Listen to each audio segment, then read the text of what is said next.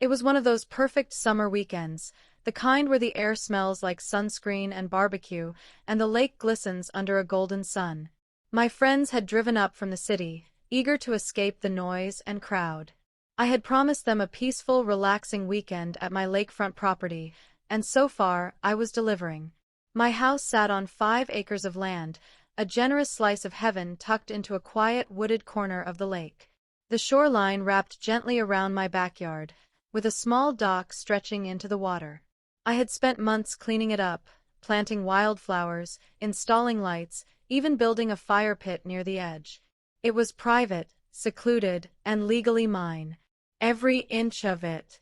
By Saturday afternoon, my guests were already sprawled out on the dock with beers in hand, while a couple of the kids splashed in the shallows under the watchful eyes of their parents.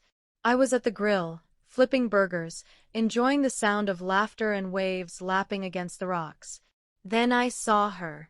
A woman in her 50s, maybe early 60s, power walking down the narrow trail that cut between the woods and the waterline. Her short, choppy hair bounced with each step, and a pair of oversized sunglasses masked her expression. But I knew the type. She wore her HOA badge like a sheriff's star, clipped to a lanyard that swung dramatically against her chest. She didn't wave, didn't smile, just marched straight up to the dock, arms folded, a deep frown already forming. "Excuse me," she called, in that high-pitched voice that's somehow both nasal and grating. "You can't have all these people out here. This is a private lake." One of my friends, Liam, glanced up from his chair and blinked in confusion. Yeah? We're on private property."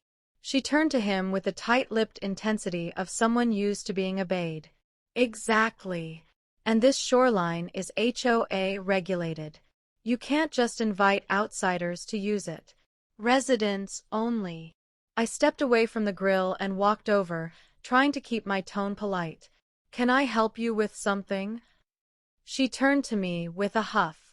"Yes. I'm Karen Fletcher. I'm on the HOA board for Timberlake Shores. We've had issues lately with unauthorized guests using the lake and causing disruptions. Loud music, litter, alcohol, that sort of thing." My friends and I exchanged looks.